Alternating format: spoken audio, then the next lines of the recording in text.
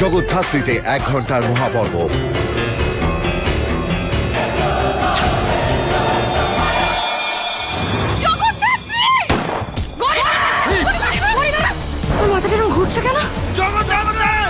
জগদ্ধাত্রীতে নতুন গল্পের শুরু 5ই এপ্রিল সন্ধ্যে 7টা থেকে 8টা জি বাংলায়।